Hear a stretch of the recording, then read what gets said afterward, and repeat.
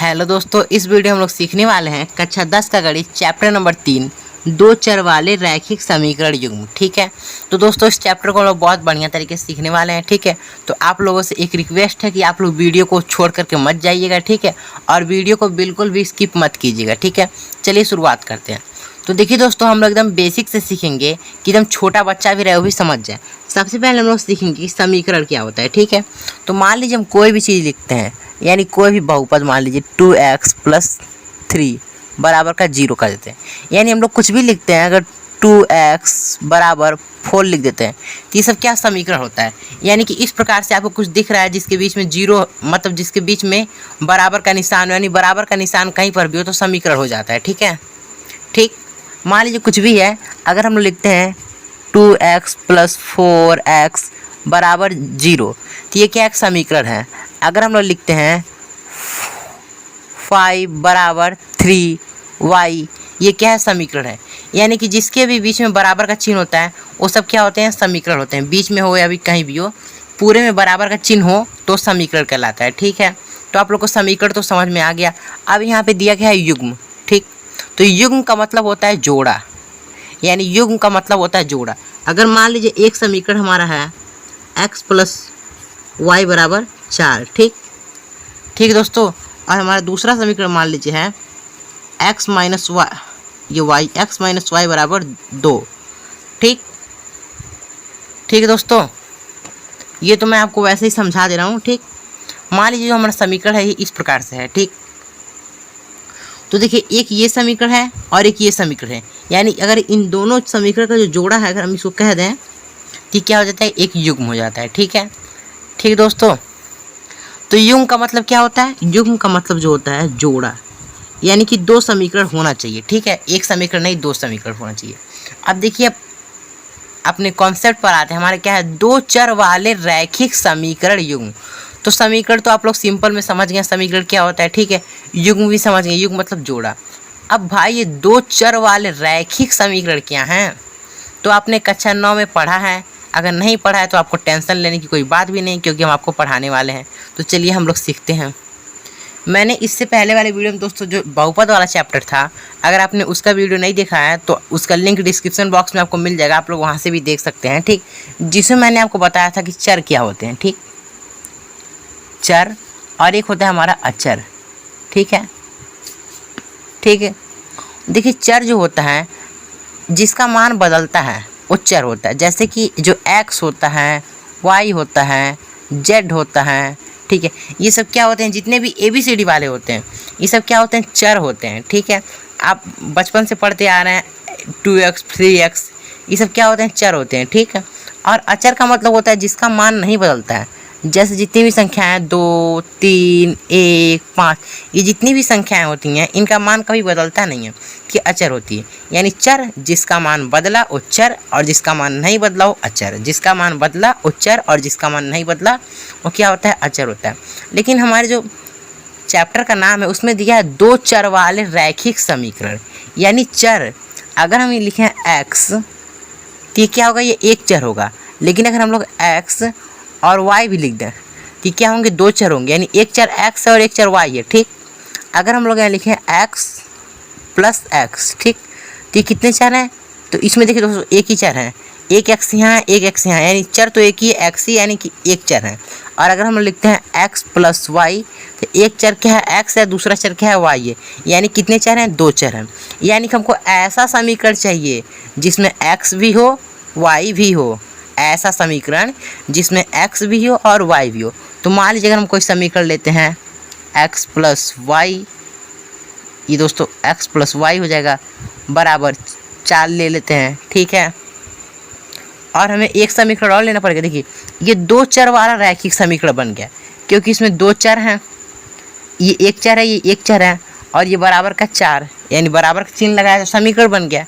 अब एक प्रश्न और आपके मन में उठा, सर आप सोचेंगे कि आपने दो चर समझा दिया, ठीक है, समीकरण को समझा दिया, युग्म को समझा दिया, लेकिन ये जो रैखिक है ये क्या बला है, इसका मतलब क्या होता है। तो देखिए दोस्तों, अगर मान लीजिए हम लिखते हैं एग्जाम्पल के लिए, अगर हम लोग लिखते हैं 2 पे घात 1 है, ठीक है, तो हम लोग इसको क्या बोलेंगे? अगर 2 पे घात 2 है तो हम लोग इसको क्या बोलेंगे? देखिए, अगर किसी भी संख्या पे घात 1 होती है तो हम लोग उसे बोलते हैं रैखिक। रैखिक। और इस पे 2 घात हैं, यानी हम लोग इसको क्या बोलेंगे? 2 घात हैं। तो देखिए, जब मैंने आपको बहुपद पढ़ाया था, ठीक है, तो मैंने आपको पढ़ाया था रैखिक बहुपद, द्विघात बहुपद, त्रिघात बहुपद। जैसे मान लीजिए x + 1, यानी x पे जो पावर है वो 1 है, तो हम लोग इसको बोलेंगे रैखिक, ठीक। और अगर हम लोग लिखते हैं x² + 1 हो, तो x² पे यानी x पावर कितना है? 2, यानी 2 पावर होता है, हम लोग कहते हैं द्विघात।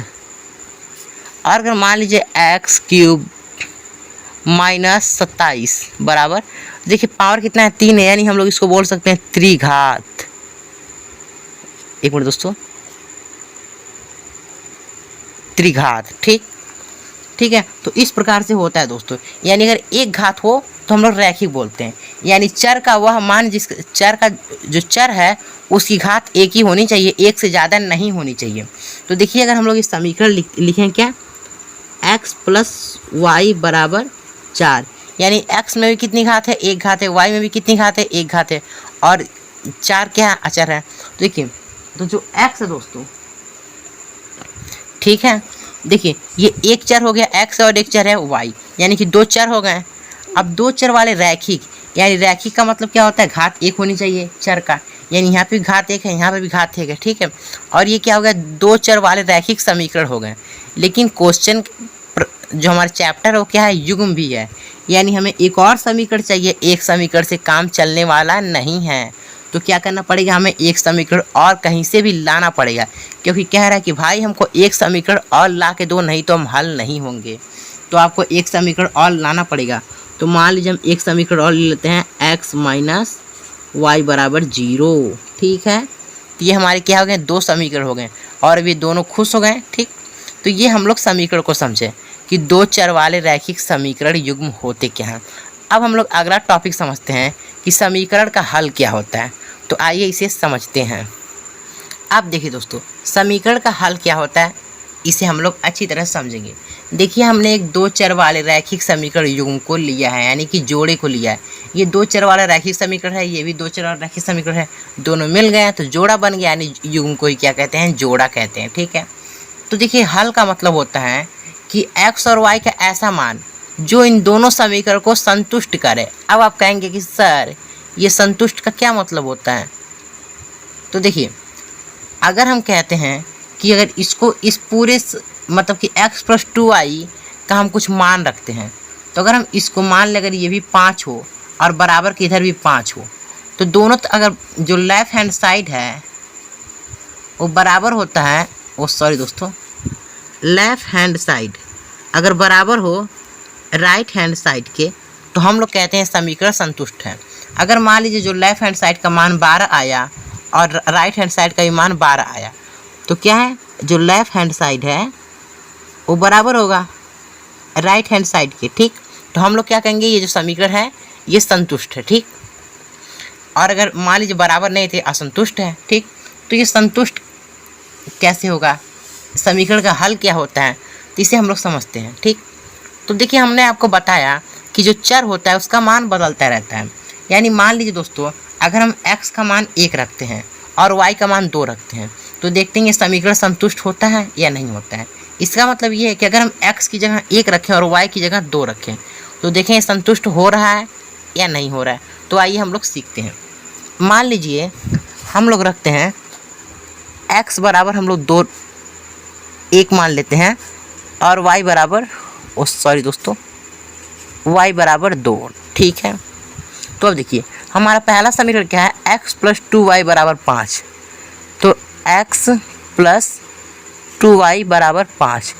x की जगह अगर हम 1 लिख दें और +2 है और कोई चिन्ह नहीं, यानी कि बीच में गुणक चिन्ह होगा ही, और y की जगह हम 2 लिख दें, ठीक, और बराबर 5 है, ठीक। तो अब देखिए, ये हमारा 1 हो जाएगा और 2 का गुणा 2 में हो जाएगा हमारा प्लस का 4 और बराबर 5, यानी कि 4 1 5 इधर भी हो गया और 4 1 और 5 इधर भी हो गया। यानी कि जो लेफ़्ट हैंड साइड है, लेफ़्ट हैंड साइड बराबर है क्या? राइट हैंड साइड के, यानी कि जो x और y का जो मान है इस समीकरण एक को संतुष्ट कर रहा है। किसको? समीकरण एक, यानी अगर आप समीकरण एक इसे मान लेते हैं और इसे समीकरण 2 मान लेते हैं, ठीक है, तो क्या हो रहा है, जो x और y का मान है उस समीकरण एक को संतुष्ट कर रहा है। लेकिन दोस्तों अभी ये समीकरण का हल नहीं हुआ। क्यों? आप कहेंगे क्यों? तो देखिए, जब x का मान 1 हमने रखा और y का मान 2 रखा तो समीकरण 1 तो संतुष्ट हो गया, यानी खुश हो गया। लेकिन जब समीकरण 2 भी संतुष्ट होगा तभी ये इस समीकरण का मान होगा, ठीक है, मतलब तभी ये पूरे जो युग्म है उसका हल होगा। ठीक, तो आइए देखते हैं समीकरण 2 को भी हम संतुष्ट करके देखते हैं कि समीकरण 2 संतुष्ट होता है या नहीं।